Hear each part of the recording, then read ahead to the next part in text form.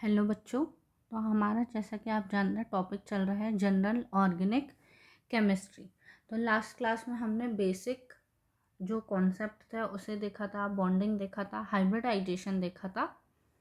चलिए आज हम नेक्स्ट क्या करते हैं, आगे कंटिन्यू करते हैं। तो आज का फर्स्ट जो हमारा टॉपिक है वो है structural representation of organic compound. क्या है?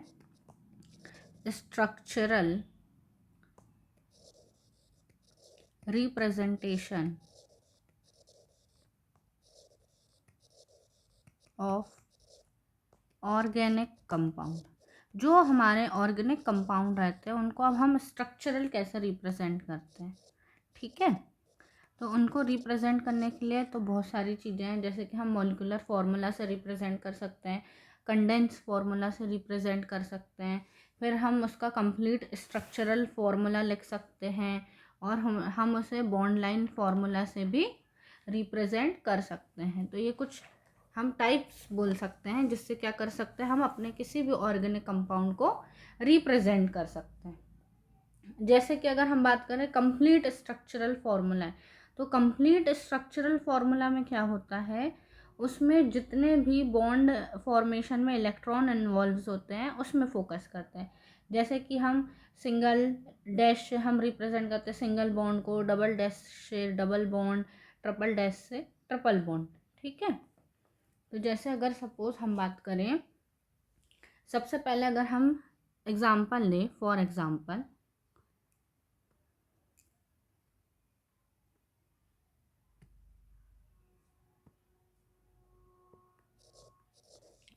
अगर हम लें प्रोपेन का। क्या? प्रोपेन। ठीक है, हम सबको पता है प्रोपेन में क्या होता है, 3 कार्बन होते हैं। तो प्रोपेन का जो मॉलिक्यूलर फॉर्मूला होगा, प्रोपेन का मॉलिक्यूलर फॉर्मूला जो है वो क्या होगा, C3H8। क्या होगा मॉलिक्यूलर फॉर्मूला प्रोपेन का? C3H8।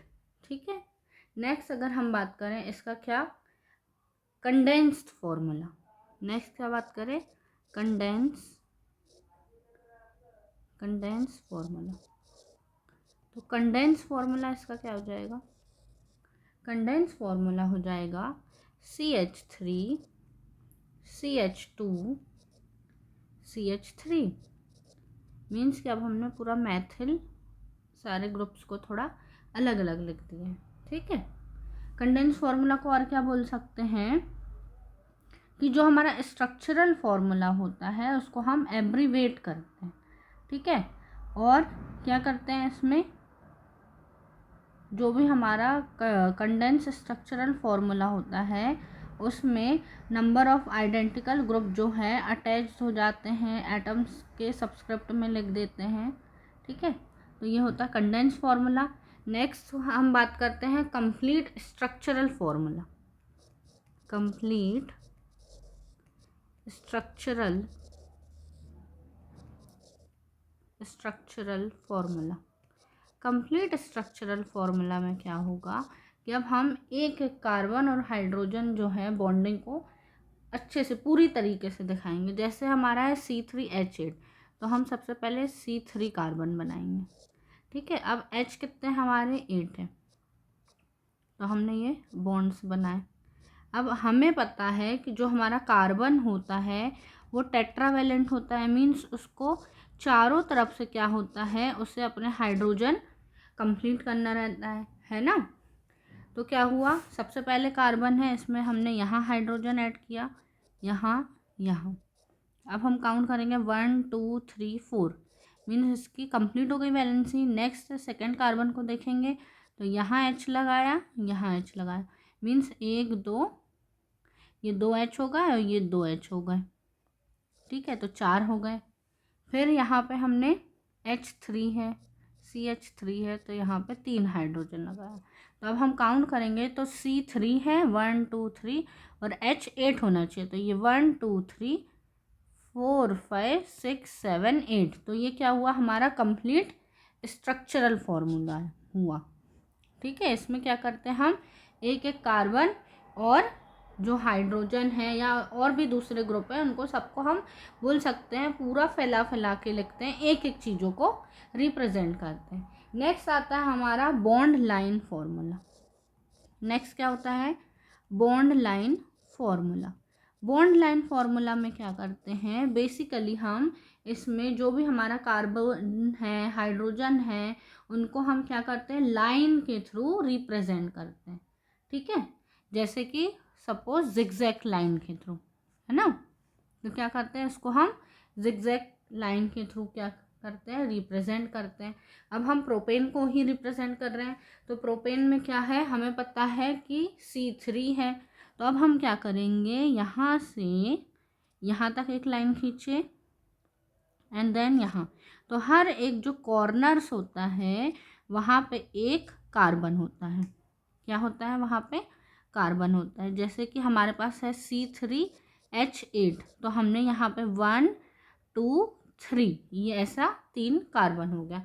अब बात करें जैसे हाइड्रोजन ऐड करना है, तो हम क्या करेंगे, यहाँ पे हमने 3 हाइड्रोजन ऐड कर दिए सपोज, फिर इस कार्बन पे भी हमने क्या करे, 3 हाइड्रोजन ऐड कर दिए, और यहाँ पे क्या करें, हमने 2 हाइड्रोजन ऐड कर दिए। तो अब हमारा फॉर्मूला देखो H8 होना चाहिए, ये 1 2 3 4 5 6 7 8, तो ये 8 हो गया। तो इसी को हम क्या करेंगे, अब डायरेक्ट हम हाइड्रोजन और कार्बन ना रिप्रेजेंट करके डायरेक्ट हम ऐसा जिगजैग फॉर्म में लिख देंगे। ये मैं क्लियर करती हूँ, तो कन्फ्यूज़न होगी। तो ये हो जाएगा हमारा क्या, बॉन्ड लाइन फॉर्मूला। ये क्या रिप्रेजेंट कर रहा है, C3H8 को। तो हमने अभी क्या देखा बच्चों, हमने स्ट्रक्चरल रिप्रेजेंटेशन देखा किसी भी ऑर्गेनिक कंपाउंड का।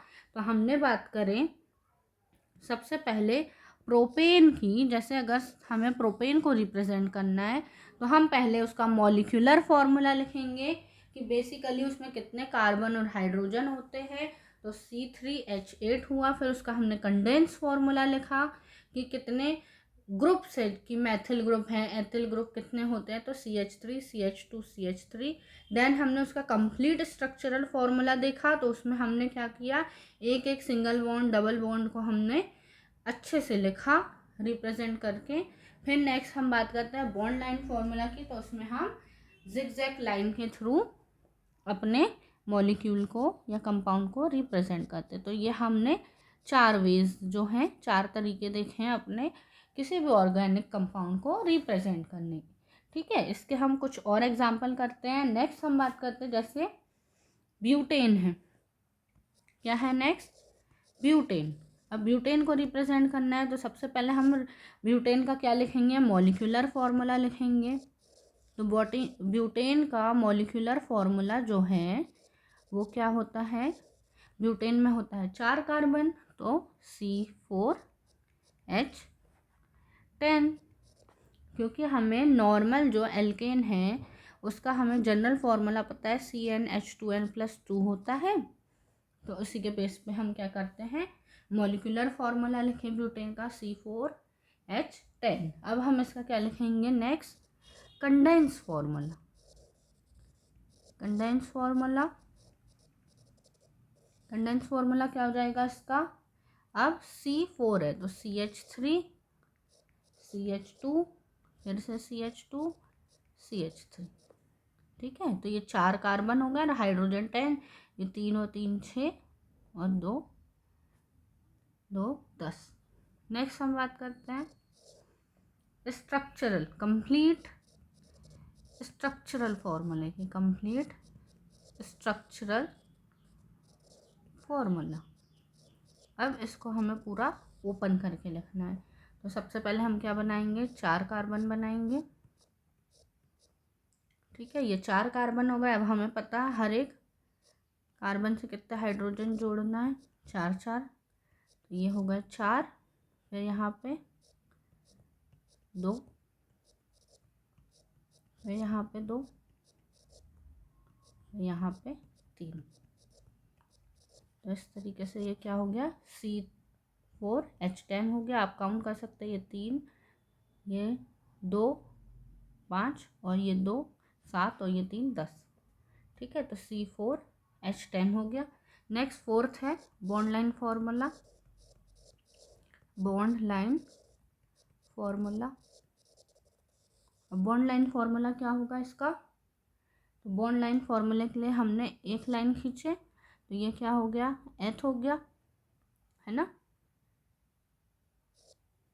तो ये दूसरी लाइन और ये तीसरी, तो ये हो गया 1 कार्बन, 2 कार्बन, 3 कार्बन और 4 कार्बन। ठीक है, मैं रेड से डॉटेड कर देती, ये 1 कार्बन, 2 कार्बन, 3 कार्बन, 4 कार्बन। तो ये क्या है हमारा bond line formula C4 carbon के लिए, C4 के लिए मीन्स ब्यूटेन के लिए। ठीक है, तो आपको ये समझ में आया। ये 4 तरीके से हम क्या करते हैं, अपने मॉलिक्यूल को, किसी भी ऑर्गेनिक कंपाउंड को रिप्रेजेंट करते हैं। एक और एग्जांपल देख लेते हैं हम इसका। क्या देख लेते हैं नेक्स्ट? क्लोरो इथेन देख लेते हैं। क्लोरो इथेन, ठीक है। तो क्लोरो इथेन के लिए सबसे पहले हम क्या लिखेंगे? उसका मॉलिक्यूलर फॉर्मूला क्लोरो है और इथेन है। इथेन है मतलब कितने कार्बन है? 2 कार्बन है, C2 है, H5 है, और क्लोरो है मीन्स क्लोराइड है, तो Cl। तो ये फॉर्मूला हो गया, मॉलिक्यूलर फॉर्मूला क्या? C2H5Cl। नेक्स्ट हम इसका क्या लिखेंगे? Condense formula. कंडेंस फॉर्मूला क्या हो जाएगा बच्चों? कंडेंस फॉर्मूला में CH3 CH2 Cl। ठीक है, नेक्स्ट बात करते हैं हम क्या? Complete structural formula. कंप्लीट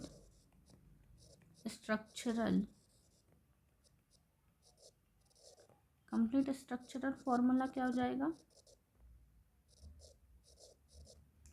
तो C2 है, तो ये हमने लिखा C2, ये हमने लगाया हाइड्रोजन के लिए। H5 है, तो ये 5H और यहाँ Cl। तो ये हो गया उसका कंप्लीट स्ट्रक्चरल फॉर्मूला। नेक्स्ट देखते हैं हम क्या? Bond line formula. Bond line formula क्या हो जाएगा? बॉन्ड लाइन फॉर्मूला हो जाएगा उसका 1,2Cl। ठीक है, ये एक कार्बन है, ये एक कार्बन है, यहाँ पे क्लोराइड जुड़ा हुआ है, तो ये इसका बॉन्ड लाइन फॉर्मूला हुआ। आई होप आपको ये समझ में आया होगा। चलो नेक्स्ट देखते हैं अब क्या होता है। एक 3D स्ट्रक्चर होता है। नॉर्मली अगर हम मॉलिक्यूल की बात करें तो बुक में जो हम देखते हैं, क्या देखते हैं वो? नॉर्मली हम क्या देखते हैं? 2D स्ट्रक्चर देखते हैं। अब मॉलिक्यूल्स का 3D स्ट्रक्चर भी होता है।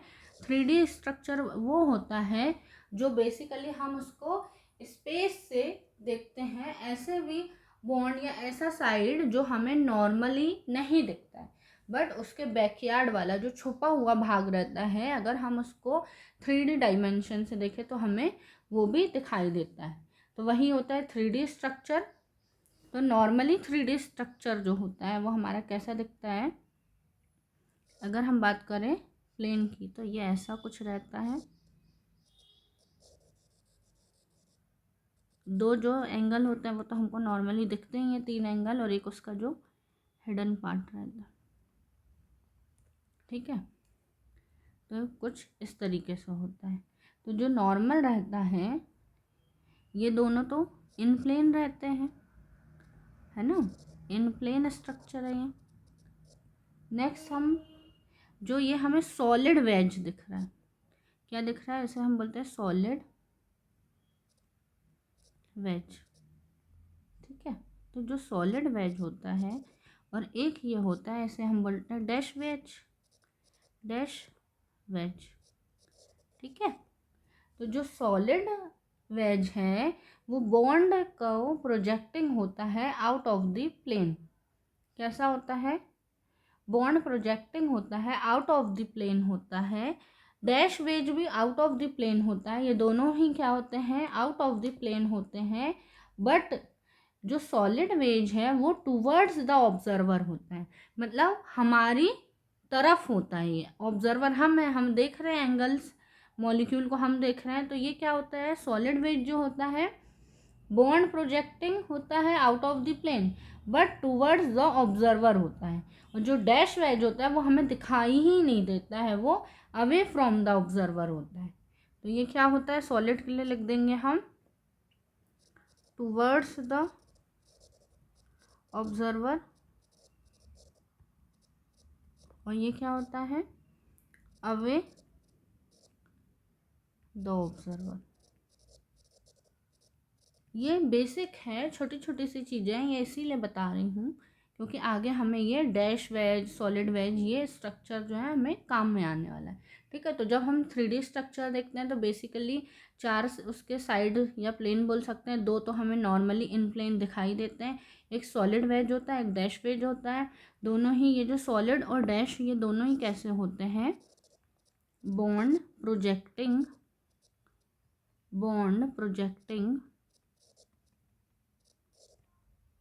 आउट ऑफ प्लेन होता है, आउट ऑफ प्लेन। ठीक है, बट सॉलिड वेज जो होता है टूवर्ड्स द ऑब्जर्वर होता है, हमारी तरफ होता है, और डैश वेज जो है अवे द ऑब्जर्वर होता है। ठीक है, इतनी बात क्लियर हुई। नेक्स्ट हम बात करते हैं डिग्री ऑफ अनसैचुरेशन। क्या, डिग्री ऑफ अनसैचुरेशन। अब ये डिग्री ऑफ अनसैचुरेशन क्या होता है, तो डिग्री ऑफ अनसैचुरेशन क्या होता है, प्रेजेंस ऑफ डबल बॉन्ड या फिर हम बोलते हैं rings with in a molecule. किसी भी मॉलिक्यूल में डबल बॉन्ड की प्रेजेंस या रिंग की प्रेजेंस वो इंडिकेट करता है क्या, डिग्री ऑफ अनसैचुरेशन को, क्या, डिग्री ऑफ अनसैचुरेशन को रिप्रेजेंट करता है। तो अगर हम इसकी नॉर्मल डेफिनेशन देखें तो क्या लिख सकते हैं, the presence of double bond और rings within a molecule indicates by a quantity called degree of unsaturation,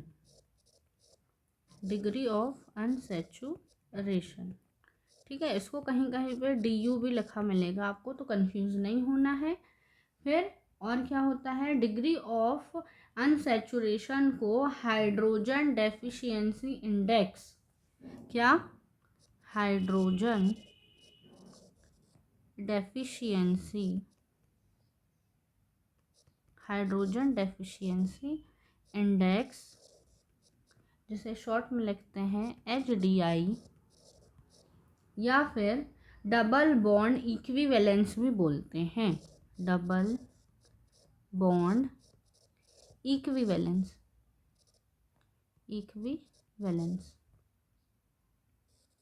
इसको बोलते हैं DBE। तो क्या हुआ, डिग्री ऑफ अनसैचुरेशन, जो है वो प्रेजेंस ऑफ डबल बॉन्ड और रिंग, किसी भी मॉलिक्यूल में डबल बॉन्ड या रिंग की प्रेजेंस क्या बताती है, डिग्री ऑफ अनसैचुरेशन बताती है। इसको हम हाइड्रोजन डेफिशिएंसी इंडेक्स भी बोलते हैं या डबल बॉन्ड इक्विवेलेंस भी बोलते हैं।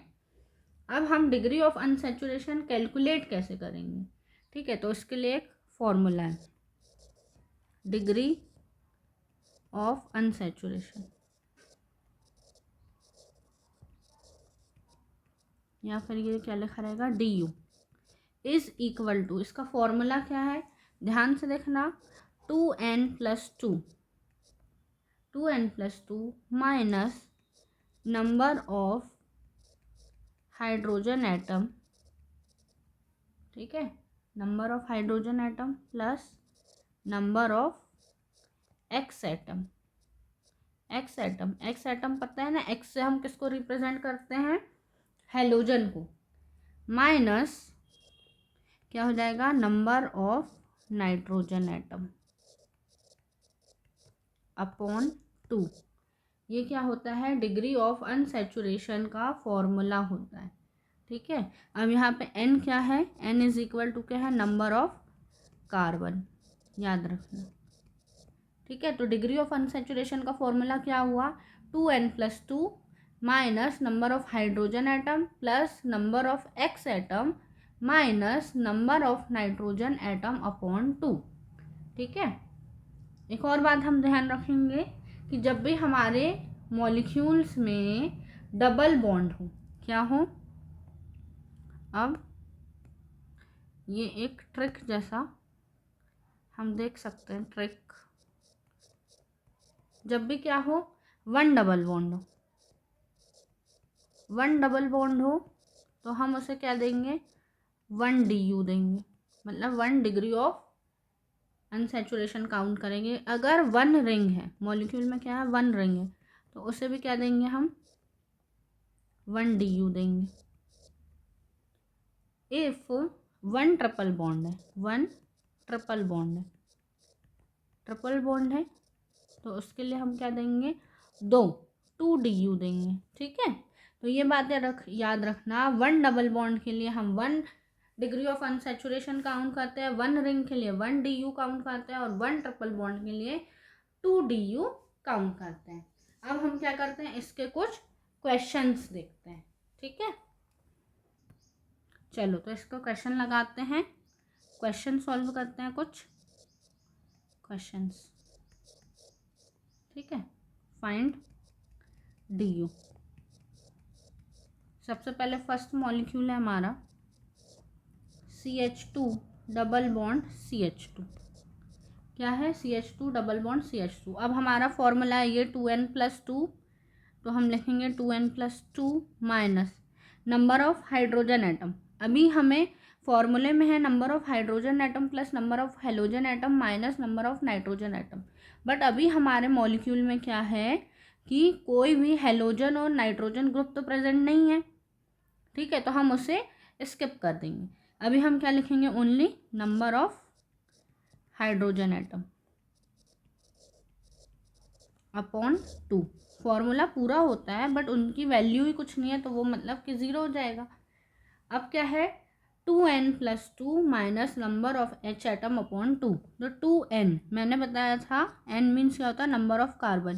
तो यहाँ पे n इज इक्वल टू क्या है, कितने कार्बन है, यहाँ पे 2 कार्बन है, तो n इज इक्वल टू क्या हो गया, 2 हो गया। तो यहाँ 2 लिखा plus 2 minus number of hydrogen atom कितने हैं, 2 और 2 4 अपॉन में 2, ये हो गया 2 × 2 = 4 प्लस 2 6 माइनस 4 अपॉन 2, तो ये आ गया हमारा 2/2 और इज इक्वल टू 1।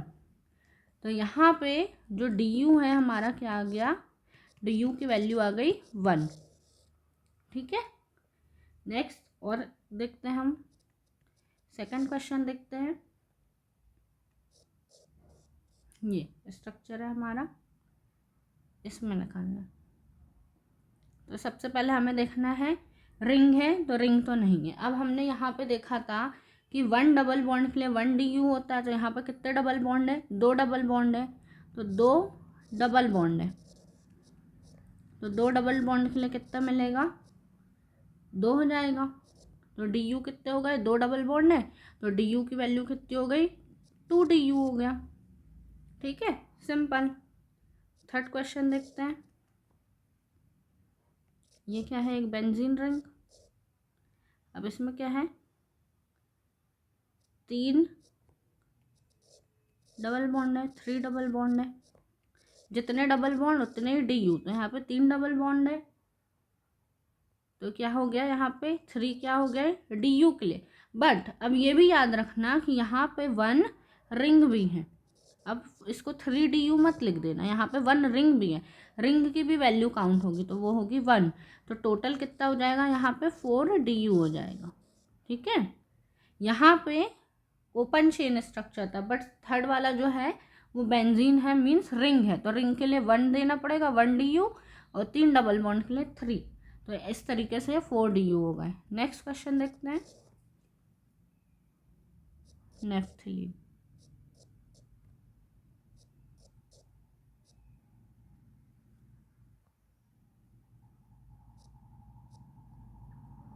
ठीक है, तो अब यहाँ पर रिंग कितनी हो गई, 2 रिंग हो गई, तो 2 रिंग के लिए 2 du,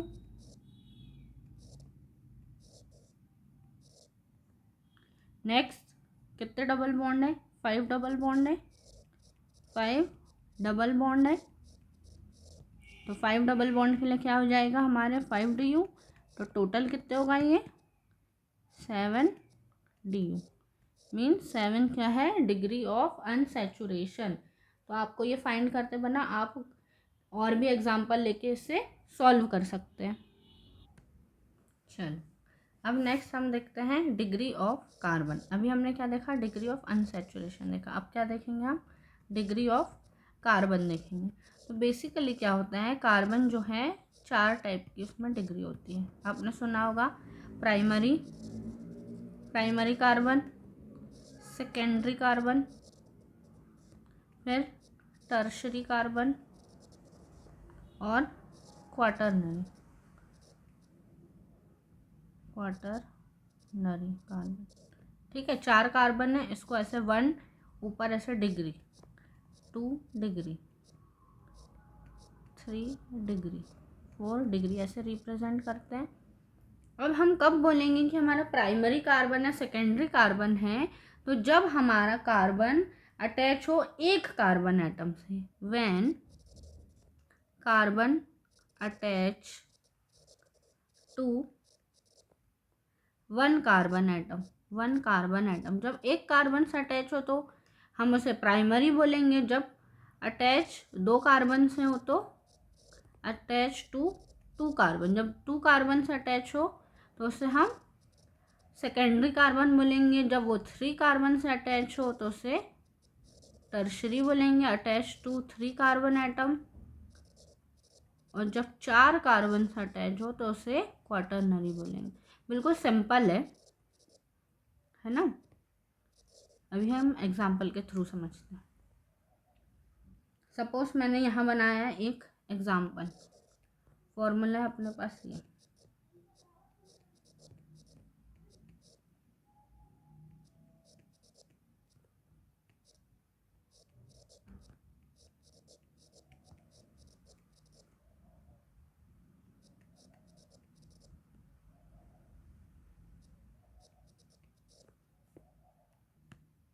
इसका नाम क्या हो जाएगा बच्चों, इसका नाम हो जाएगा 3,4,4 ट्राईमेथिल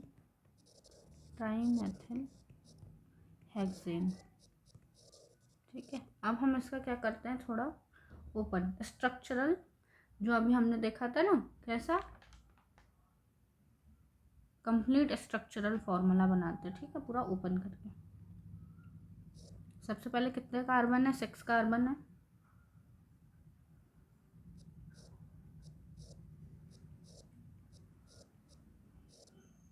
ठीक है, अब हम हाइड्रोजन अटैच करते हैं।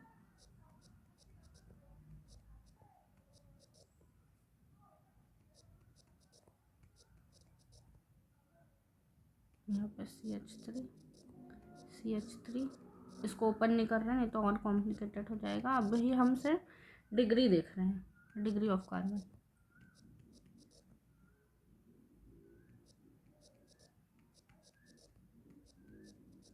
ठीक है, अब हम बात करते हैं कार्बन की। तो सबसे पहले अगर हम फर्स्ट कार्बन को देखें तो ये वाला कार्बन क्या है, हमारे 3 हाइड्रोजन, मतलब चारों तरफ से हाइड्रोजन से ही अटैच है। ये 3 तरफ से हाइड्रोजन से अटैच है और एक ये वाले कार्बन से अटैच है। ठीक है, तो अब ये कैसा हो गया, हमारा प्राइमरी कार्बन हो गया। नेक्स्ट अगर हम बात करें ये सेकेंड नंबर के कार्बन की, तो ये क्या है, 2 तरफ से कार्बन से जुड़ा है। ध्यान से देखो, ये 2 तरफ से क्या है, कार्बन से अटैच है, और ऊपर और नीचे क्या है, ये हाइड्रोजन से अटैच है। तो जब कार्बन हमारा 2 कार्बन से अटैच हो तो हम उसे क्या बोलते हैं, 2 सेकेंडरी कार्बन। ठीक है, नेक्स्ट थर्ड नंबर के कार्बन की बात करें तो अगेन ये यहाँ पे लेफ्ट और राइट में 2 कार्बन से अटैच है, बट ऊपर देखोगे आप तो यहाँ पे वो CH3 एक कार्बन, और नीचे देखोगे तो फिर ये CH3 एक और कार्बन, मतलब चारों तरफ से ये क्या है, 4 कार्बन ग्रुप से अटैच है, 4 कार्बन से अटैच है। तो ये क्या हो जाएगा, क्वाटरनरी कार्बन। समझ में आया। नेक्स्ट अगर फोर्थ नंबर की कार्बन की बात करें तो ये यहाँ पे लेफ्ट और राइट में कार्बन से अटैच है, और नीचे भी क्या है, एक मैथिल ग्रुप एक कार्बन से अटैच है। तो ये कैसा कार्बन हो जाएगा, टर्शरी कार्बन हो जाएगा। नेक्स्ट बात करें तो ये कार्बन फिर दो लोगों से, दो कार्बन से अटैच है और ऊपर और नीचे हाइड्रोजन है, तो फिर से ये सेकेंडरी कार्बन हो जाएगा। और लास्ट वाला जो कार्बन है वो चारों तरफ क्या है, तीन तरफ, थ्री साइड, वो हाइड्रोजन से और एक कार्बन से अटैच है, तो ये प्राइमरी कार्बन हो जाएगा। तो ऐसे क्या करेंगे हम, primary, secondary, tertiary, quaternary carbon से डिग्री ऑफ कार्बन फाइंड करते हैं। ठीक है, इतना क्लियर हुआ। चलो नेक्स्ट अब हम बात करते हैं क्या, क्लासिफिकेशन ऑफ ऑर्गेनिक कंपाउंड। क्या देख रहे हैं, क्लासिफिकेशन ऑफ ऑर्गेनिक कंपाउंड। ठीक है, तो मैं इसका फ्लो चार्ट बनाती हूँ, ये न्यू पेज में बनाती हूँ क्योंकि ये थोड़ा बड़ा सा हो जाएगा। तो क्लासिफिकेशन कैसा है ऑर्गेनिक कंपाउंड का, ये है हमारा ऑर्गेनिक कंपाउंड। ऑर्गेनिक कंपाउंड को हमने डिवाइड करा दो पार्ट में। एक होता है हमारा ओपन चेन, ओपन चेन, ठीक है, या तो हम इसको बोल सकते हैं क्या, ए साइक्लिक कंपाउंड। क्या बोल सकते हैं, a cyclic compound, open chain compound या ए साइक्लिक कंपाउंड। ठीक है, इसे एलिफेटिक कंपाउंड भी बोल सकते हैं। और एक क्या होता है हमारा क्लोज चेन, इसी को क्या बोलते हैं हम, साइक्लिक कंपाउंड। ठीक है, ये हो गया दो टाइप। अब जो ओपन चेन है, ओपन चेन में एक क्या होता है, सैचुरेटेड, और एक होता है अनसैचुरेटेड। ये हमने पहले भी देखा था, सैचुरेटेड कंपाउंड, अनसैचुरेटेड कंपाउंड। अब सैचुरेटेड जो कंपाउंड है वो पता है हमें, सैचुरेटेड में क्या आता है हमारा, एल्केन आता है, और अनसैचुरेटेड में अगेन एल्कीन, एल्काइन। ठीक है,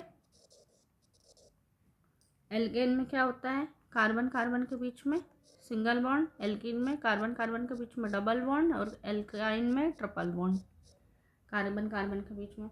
अब क्लोज चेन की बात करें तो एक होता है होमोसाइक्लिक, क्या होता है, होमोसाइक्लिक, और एक होता है हेट्रोसाइक्लिक। ठीक है, अब होमोसाइक्लिक भी टू टाइप के होते हैं, एक होता है एलिसाइक्लिक और एक होता है एरोमेटिक। ठीक है, हेट्रो भी सेम ऐसे ही होता है, एक होता है एलिसाइक्लिक और ये होता है एरोमेटिक।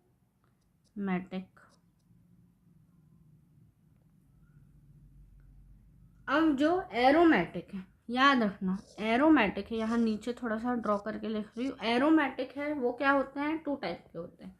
एरोमेटिक भी टू टाइप के होते हैं, एक होता है बेंजेनॉइड कंपाउंड, बेंजेनॉइड कंपाउंड, और एक होता है नॉन बेंजेनॉइड कंपाउंड। ठीक है, यहाँ पे भी सेम ऐसे हो जाएगा, एरोमेटिक में बेंजोनॉइड और नॉन बेंजोनॉइड। तो ये क्या था, बेसिक क्लासिफिकेशन था ऑर्गेनिक कंपाउंड का। ठीक है, हमने बोला जो हमारा ऑर्गेनिक कंपाउंड है वो हमारा टू टाइप का हुआ, एक हुआ ओपन चेन या a cyclic compound, a cyclic और साइक्लिक, फिर उसमें हमने देखा सैचुरेटेड, अनसैचुरेटेड, साइक्लिक में देखा होमोसाइक्लिक और हेट्रोसाइक्लिक, फिर होमोसाइक्लिक में एक एलिसाइक्लिक और एक एरोमेटिक, हेट्रो में भी सेम, फिर एक होता है बेंजोनॉइड और नॉन बेंजोनॉइड एरोमेटिक के। तो ये क्या था, नॉर्मल क्लासिफिकेशन। अब हम धीरे धीरे करके ये सारे कंपाउंड्स को क्या करते हैं, स्टडी करते हैं ऑर्गेनिक केमिस्ट्री में, है ना। यही तो होता है। नेक्स्ट टॉपिक क्या है हमारा, नेक्स्ट हम बात करते हैं फंक्शनल ग्रुप की। क्या है, फंक्शनल ग्रुप। अब फंक्शनल ग्रुप क्या होता है, फंक्शनल ग्रुप्स। तो फंक्शनल ग्रुप की नॉर्मल डेफिनेशन अगर हम देखें तो एन एटम और group of atom in a molecule which is responsible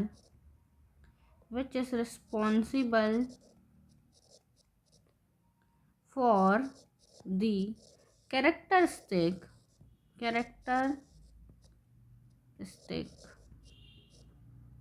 chemical property